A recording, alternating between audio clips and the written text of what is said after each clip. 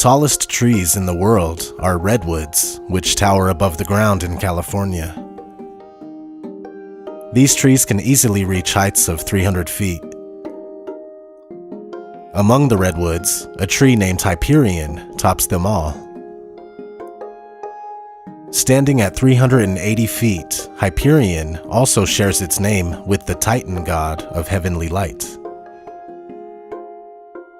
Coming in second for the world's tallest trees is Helios, standing at 374 feet.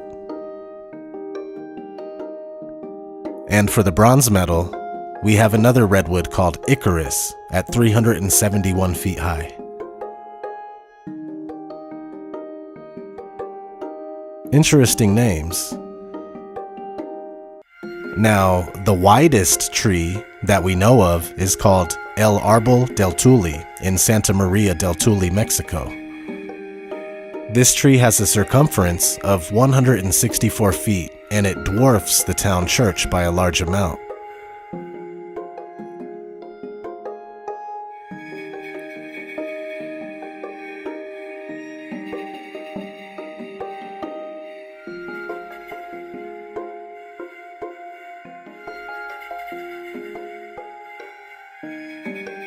The largest tree by volume and not height or circumference is a sequoia called General Sherman, 275 feet tall with a circumference of nearly 103 feet. Now, these are just some of the world's tallest trees that are standing today. Needless to say, the sizes of some of Earth's remaining trees are absolutely mind-blowing, and the thing is, they used to be much bigger. Here's an article about an Australian mountain ash from 1872. The tallest tree ever measured was not a sequoia, but a type of eucalyptus, an Australian hardwood tree. In 1872, forester William Ferguson spotted an extremely tall mountain ash near the Watts River, Victoria, Australia. Purportedly, he was 132.6 meters, or 435 feet tall. Around that time, multiple specimens of 140 meters tall were reported in Victoria, mainland Australia. We cannot check these measurements anymore. All these trees have been logged. Mountain ash was and is an important construction material in Australia. This brings me to my next point. Do the trees of the world get bigger and bigger the further we go back in history? We have some records of men cutting down extremely large trees in mass quantities. If trees of this magnitude were cut down by men in the 18 and early 1900s, then that begs the question, have we cut down even bigger trees before that? We don't know. But we do know that men love mindlessly taking out trees like there's no tomorrow. Was there once a time when trees were unimaginable in size and they reached high up into the heavens? Maybe this is true. The tree grew and was strong, and the height thereof reached unto heaven, and the sight thereof to the end of all the earth. Here the Bible says tree, and I think this is referring only to the world tree, also known as the tree of life, located at the center of the world, and that would be the North Pole. In depictions of the Norse cosmology, the tree of life, Yggdrasil, is growing from the center of a mountain. Here's a passage from the book of Enoch, kind of talking about that. And from there I went to the middle of the earth, and saw a blessed, well-watered place, which had branches which remained alive, and sprouted from a tree which had been cut down. And there I saw a holy mountain, and under the mountain, to the east of it, there was water, and it flowed towards the south. And in the midst of the trees, that of life, in that place whereon the Lord rests, when he goes up into paradise. And this tree is of ineffable goodness and fragrance, and adorned more than every existing thing. And on all sides it is, in form gold-looking, and vermilion and fire-like, and covers all, and it has produce from all fruits. Its root is in the garden at the earth's end. End is Eden. Mythologies from all over the earth plane reference a tree or sometimes a mountain there instead. Sometimes both at once, as we have just seen with the depiction of Yggdrasil. Maybe humongous trees used to be the norm. We are told that natural landmarks like the Devil's Tower are made by lava cooling in that shape, and that the lava dries up into neat little hexagonal columns. But when you look into how basalt columns are formed, you will not be able to watch how they are formed. Instead, we are told to just believe that basalt columns are the result of lava cooling down and cracking into hexagonal columns on its own. But when we look at how lava actually works, it never dries like that. It oozes chaotically before cooling down and drying in a random manner. It's merely circumstantial. No one has ever witnessed basalt columns form, therefore the official explanation is very much up for debate. So is the Devil's Tower an ancient tree stump? Are there more of these kind of structures? The answer is yes. Everything that we have ever been taught is up for debate, being that we've been taught mostly lies when it comes to where we come from, who we are, what our purpose is, and where we live. Our true history has been changed, rearranged, rewritten, and hidden from us. This video is a joint effort between myself, ODD, Rosette, and two awesome gentlemen named Shaddy and Cracker. We hope to bring forth food for thought, intriguing ideas, and even new information for those that have already been researching this topic, including recently uncovered Freemasonic books from Lebanon that seem to support all this. So with all that said, I'll pass it off to Rosette. Be sure to subscribe to her channel as well. Thanks, ODD. Being awake is not all bad. Yes, it's scary at first knowing our government is not our friend, that the world really is run by psychopaths who follow Lucifer. But there is a good side to this knowing too, and that is connecting with like-kind people who want to help change the world for the better. People like ODD, Cracker, and now our new friend Shadi. He has a passion for getting the truth out and has a special perspective he wanted to share. It is regarding his homeland of Lebanon and the giant cedars. In getting to know Shadi, I discovered that his first name is Arabic for singer, which reminds me of Jacob in Jacob's Ladder. His name was Jacob Singer. Jacob was a Christ character in that movie. Singer as in messenger. And I can't help to make the connection to our friend ODD, literally being a singer of truth, with his raps exposing the Baal lie and everything else regarding the New World Order. Makes you think, do we truly pick our names? Or are we given our names? Birth names or pseudonyms, it doesn't matter. The name has a resonance that fits that person, and they are that name. And yes, like Jacob here, exposing 9/11, Shadi and ODD are here to also expose the ones behind 9/11. Notice Jacob sees with his right eye. He is of the right, of the good. Now we can't do a series called Ancient Tree Research Project without discussing the giant cedars of Lebanon. This is the one place on earth that is known for its giant trees. These same giant trees come up in the Bible in 47 verses. Why? What is so special about these trees? Are they hiding some more truths in plain sight? Let's take a look at some of the evidence. Now let's locate Lebanon geographically so we get a feel for the land. Lebanon is nestled between Israel on its southern border and Syria on both its north and east. and just over the waters of the Mediterranean is its closest western neighbor, the island nation of Cyprus. Notice Cyprus, the neighboring island country to Lebanon, could indicate cypress as in the tree, and cypress has fragrant wood just as a cedar tree does. This is a picture of an ancient cypress tree. Cedar trees are part of the cypress family of conifers or pines, also indicating a connection to the pineal gland.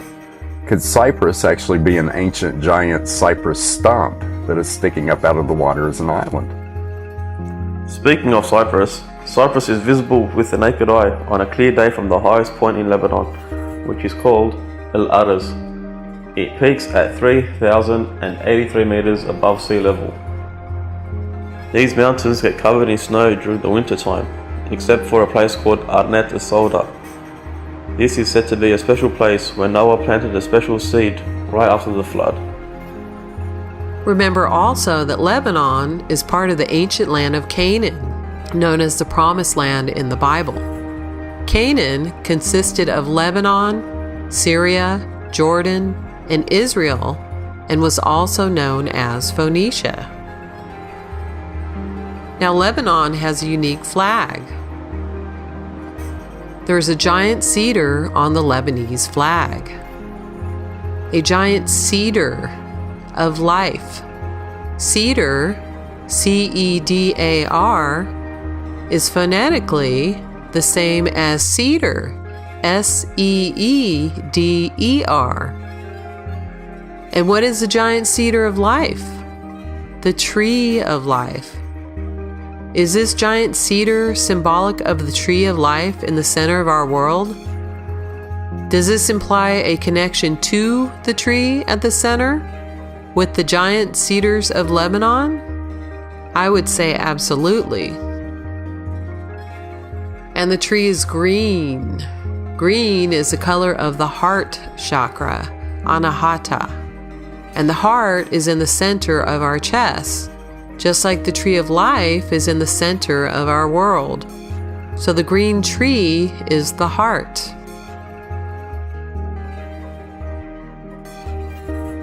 The green chakra could also represent Baalbek, which translates to in your heart.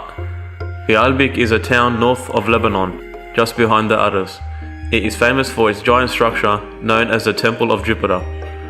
The cornerstones of the earlier temple have been found to weigh over 100 tons, and the retaining wall monoliths weigh about 300 to 900 tons each.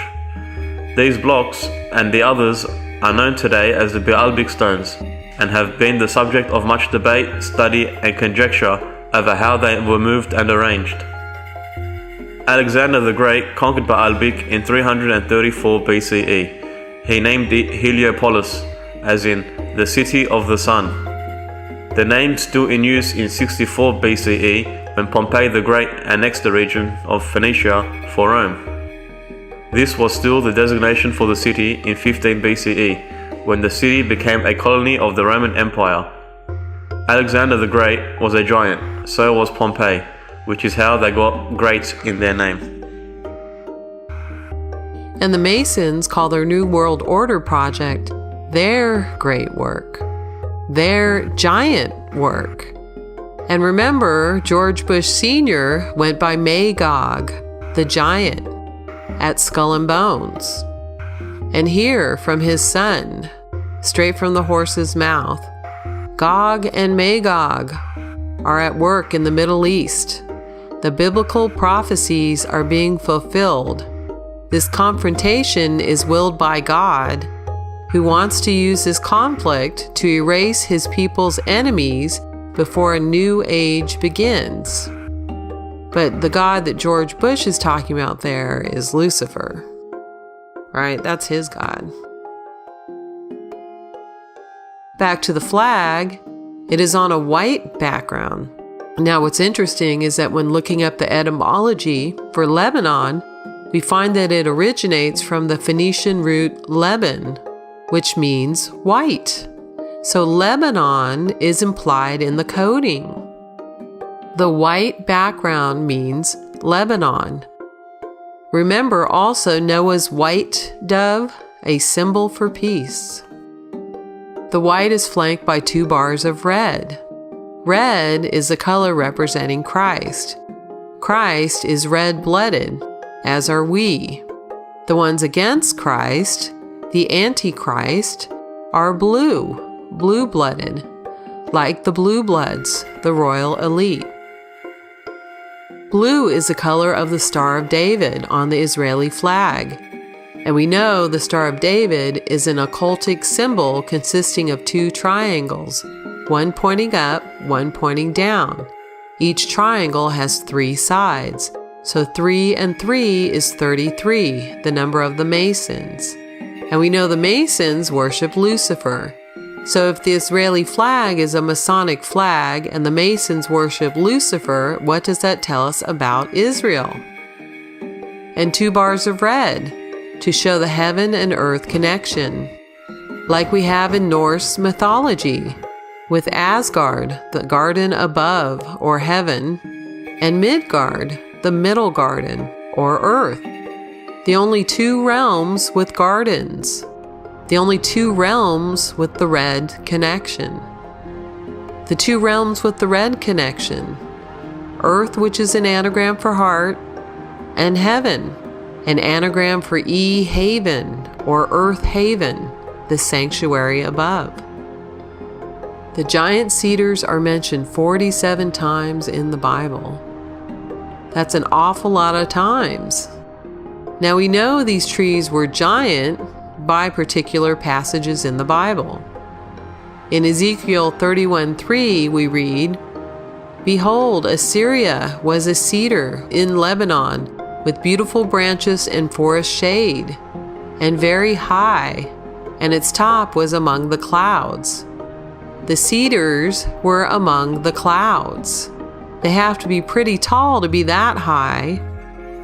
In Psalms 80:10 it states, "The mountains were covered with its shadow, and the cedars of God with its boughs." So the cedars were taller and bigger than the mountains. They shadowed the mountains. Giant cedars, Seeders.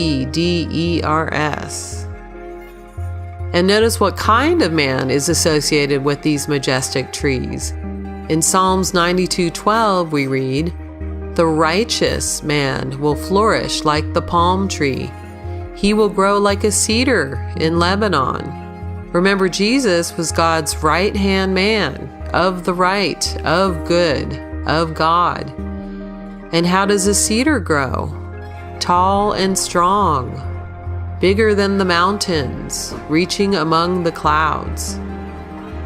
Tall and strong, like Shadi's grandpa, who stood almost 8 feet tall. And so was his brother. Very hard-working men who worked with fruit trees their whole lives, down in Quinnabine. The men of Lebanon take after the trees. Tall trees, tall men. Tall men as opposed to giant men. There is a difference between a man, seed of Adam, who grew tall and strong, and the Nephilim, whose offspring were of enormous size. In Deuteronomy 3:11, it states that King Og's bedstead was 9 cubits in length and 4 cubits in width, which is 13.5 feet by 6 feet, according to the standard cubit of a man. So King Og was approximately 13 feet tall if his bed was just a little more than that.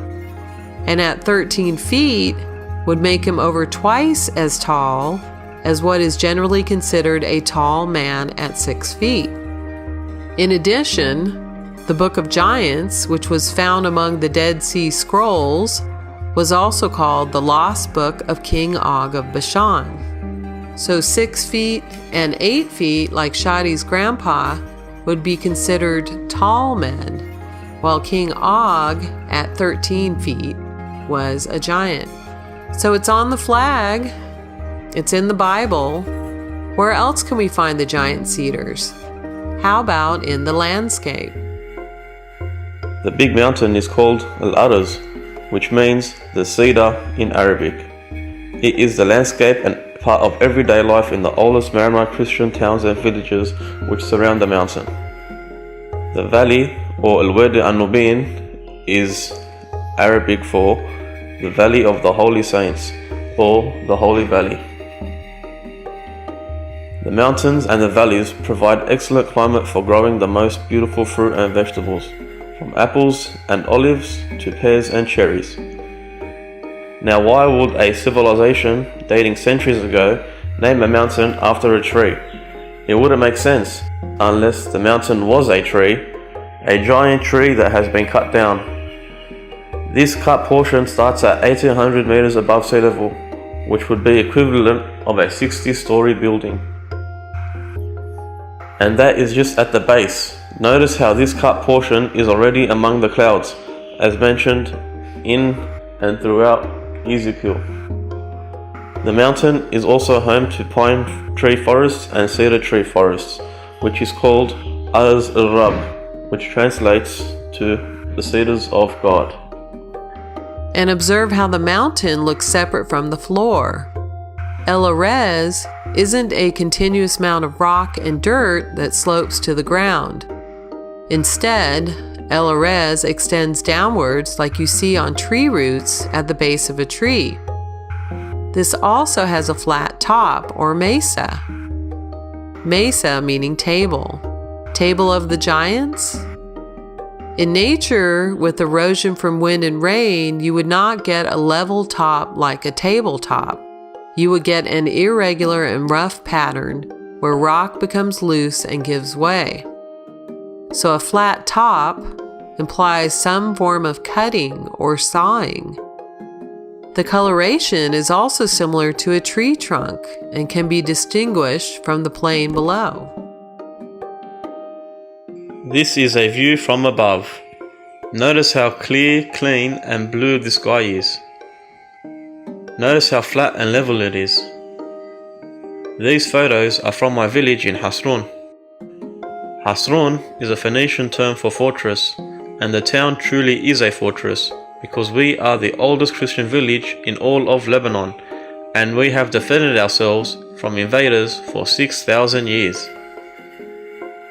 The Phoenicians invented the alphabet and were known as kings of the sea. They dominated travel as they used cedar trees to craft boats and ships. This was because the cedar tree could survive the snowy winters and the salty summers. This tree was durable to the salty oceans all over the world. They traveled to Egypt and Africa, down to the Mediterranean, and even all the way to Australia. They were experts in trade and maintained peace with many different cultures. The Phoenicians were known as the Purple People to other cultures. In the Wadi An-Nubin, or the Valley of the Holy Saints, you can see the caves that the Christians hid in during the invasion of the Ottoman Empire. We have monasteries here that were built in the 1600s, so over 400 years ago. My uncles have worked in them and have first-hand knowledge of giant bones being discovered in them years ago, until the church came and took them away. Doesn't that sound familiar? Like whenever they discover giant bones in the US, a team from the Smithsonian Group comes by and hauls them away, never to be seen by the public again. Smithsonian. Smith is code for Mason. Both the church and the Smithsonians are hoarders of true knowledge of our world, sharing the same allegiance. Let's take a look inside the monastery of Ad-Disha. Upon entering the monastery, I immediately get goosebumps. This monastery is home to many saints, hermits and monks from all over the world. Ancient paintings, writings and drawings are well preserved here. Weekly masses still take place in the church here today. This is a black slab from the roof of the cave. It has a painting on it, which looks familiar. Does it remind you of anything? To me, it looks like the beginning of the seed, like cedar, seed of life symbol. It also looks like the cross-section of a pomegranate fruit. Could this be where they got the real Star of David from? From the bottom of a ripe pomegranate fruit? And here is the actual tomb where the giant bones were found. Notice the tiny and only entrance. This was so that he could defend himself from trespassers. In the valley of Ad-Disha, my grandparents and ancestors used to grow fruit and vegetables for 60 plus years before establishing a home in Hasrun. The valley is called Adisha, and in Arabic Catholic Mass, we sing this as an opening hymn, and I am pretty sure it originated from this monastery.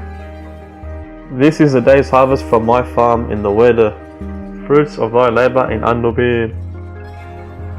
Can you see how the veins in the leaves are like the lines on our skin, like on my hand here? Now what's interesting too is the similarity between words that we have in the area. For example, a town across from Hazrun is called Eden, E-H-D-E-N, which phonetically is the same as Eden, E-D-E-N, as in the Garden of Eden. Now, although it appears from the brilliant research of the God culture in studying the Book of Jubilees that the garden is in the land of Ophir, which is modern-day Philippines, the connection is still as profound as the giant cedar is to the tree of life. And in the same general area, Ophir shows up on the map as well. Please check out the God Cultures channel on YouTube for more information on this. I'll leave a link below. Now we have another phonetically similar word in Kadisha. Kadisha, K-A-D-I-S-H-A, which is very close to Kadash, K-A-D-O-S-H, as in night Kadash, the 30th degree in Albert Pike's Morals and Dogma.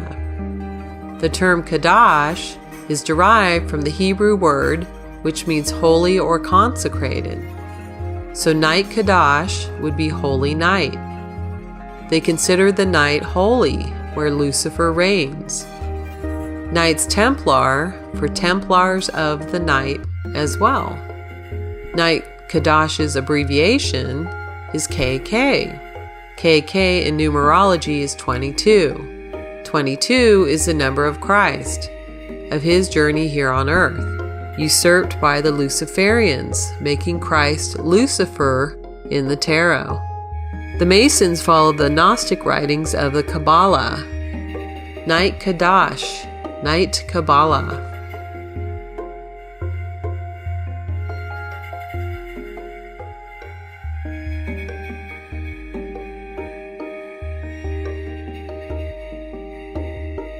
Just a note here, Kadash sounds like it might be related to the Kardashians or the Kardashians. KK, Kim Kardashian, Khloe Kardashian, the KKs. This is probably why these vile creatures are pushed into the news every day as a symbol for the KK. The Kardashians are likely candidates to be transsexual and androgynous, like the Freemasons' coveted Baphogoat. Khloe, Kim, Courtney, or KKK. 11 plus 11 plus 11 equals 33. And we can't help but notice that KKK are the initials of the Ku Klux Klan, founded by Albert Pike, the head Mason and writer of Morals and Dogma. From the chapter of Night Kadash, the ghosts of the dead Templars haunt the Vatican and disturb the slumbers of the paralyzed papacy, which, dreading the dead, shriek out its excommunications and impotent anathemas against the living. It is a declaration of war and was needed to arouse apathy and inertness to action. It at length became a menace for the church and society when a rich and dissolute order, initiated in the mysterious doctrines of the Kabbalah, seems disposed to turn against legitimate authority, the conservative principle of hierarchy, and threaten the entire world with an immense revolution. The Templars, whose history is so imperfectly known, were those terrible conspirators. This rebuilding, formerly predicted by the Judaizing mystics of earlier ages, had become the secret dream of the patriarchs of the Orient. The Temple of Solomon, rebuilt and consecrated to the Catholic worship, would become, in effect, the metropolis of the universe. The East, would prevail over the West, and the patriarchs of Constantinople would possess themselves of the papal power. Trumpets. And notice they're both wearing blue ties. Blue ties for Israel. Blue is the color of Lucifer. And they make sure to have the Christmas tree that looks like a cedar on Trump's right. Behind Trump, it looks like a mountain landscape with little cedars peeking over his left shoulder. On the left behind Pence, we have the flag in a pyramid shape. The stars are laying sideways, so they have the appearance of pentagrams with the 2 points at the top of each. And it's topped by an eagle or phoenix, symbol of the Masons. It's kind of like their version of the tree behind Pence. Man-made as opposed to God-made.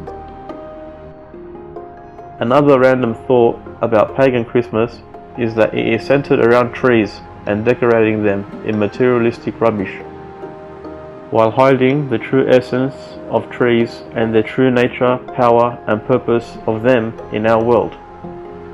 The Christmas tree with the star on top, or the Northern Star, is a representation of our old world. The decorations are meant to be the fruit, and the gifts under the tree are meant to be the blessings of life, to provide food and shelter for all life on earth. The trees don't grow fruit for itself to consume. Every single aspect of a tree, from the roots to the bark, to the vines and the leaves, and right down to the fruit, all hold deep, sacred, and special healing powers for the human body and the entire environment that the tree is surrounded in. I totally agree. Many say it's a pagan symbol and make it bad, but it was usurped and made that way. Originally, it was a symbol of our blessings. However, one thing people should be aware of, we should use live trees, trees with their roots intact, not cut trees. Cut trees represent the giant trees that they cut. So by having cut trees in our homes at Christmas has us unwittingly giving our blessings to this horrid act. Live trees, trees that we should plant after Christmas, add beautiful trees to our plain instead of subtracting them from it. Like the forest of Lebanon, which only covers 13% of the land in present day. There are 41 mentions of trees in the book of Enoch. Here's one of the more fascinating ones. This is from the book of Enoch, chapter 32. And after these fragrant odors, as I looked towards the north over the mountains, I saw 7 mountains full of choice nard and fragrant trees, and cinnamon and pepper. And thence I went over the summits of all the mountains, far towards the east of the earth, and passed above the Erythraean Sea, and went far from it, and passed over the angel Zotiel, and I came to the garden of righteousness. And from afar off, trees were numerous. These trees, and great 2 trees, were there, very great, beautiful, and glorious, and magnificent, and the tree of knowledge, whose holy fruit they eat, and know great wisdom. That tree is in height like the fir, and its leaves are like those of the carob tree, and its fruit is like the clusters of the vine, very beautiful, and the fragrance of the tree penetrates afar. Then I said, how beautiful is this tree, and how attractive is its look. Then Raphael, the holy angel, who was with me, answered me and said, this is the tree of wisdom, of which thy father and old in years, and thy aged mother, who were before thee, have eaten, and they learnt wisdom, and their eyes were open, and they knew that they were naked, and they were driven out of the garden. Notice how similar the tree looks to the tower card in the tarot deck, at the bottom of which looks like a tree. Notice the base is among the clouds, just like El Arez looks like this base and is among the clouds. With Trump still in mind, look at the next picture. It's Trump Tower. Trump Tower is the Tower of Babel, replacing the Tree of Life. Man-made tower as opposed to Cedars, Seeders, God's towers. Let's continue with the Kadash quote. Sword and trowel, the Templars' insignia, concealed themselves as brethren masons. The trowel of the Templars is quadruple, and the triangular plates of it are arranged in the form of a cross, making the Kabbalistic pentacle known by the name of the Cross of the East. Thus, the Order of the Knights of the Temple was at its very origin devoted to the cause of opposition to the tiara of Rome and the crown of kings, and the apostate of Kabbalistic Gnosticism was vested in its chiefs. So the Cross of the East is a symbol of Kabbalistic Gnosticism. Notice Crowley's Cross of the East to his right. And what is written next to it? Baphomet. Remember that word, it will come up again shortly. And here, with the sovereign commander of the Masons with his Cross of the East on his fez. Notice the tint of this photo? It is purple, Phoenician purple. We continue. To acquire influence and wealth, then to intrigue, and at need to fight, to establish the Johannite or Gnostic and Kabbalistic dogma, were the object and means proposed to the initiated brethren. The papacy and the rival monarchies, they said to them, all sold and bought in these days, became corrupt, and tomorrow, perhaps, will destroy each other. All that will become the heritage of the temple, the world will soon come to us for its sovereigns and pontiffs. We shall constitute the equilibrium of the universe and be rulers over the masters of the world. Did you catch that? And they will be rulers over the masters of the world.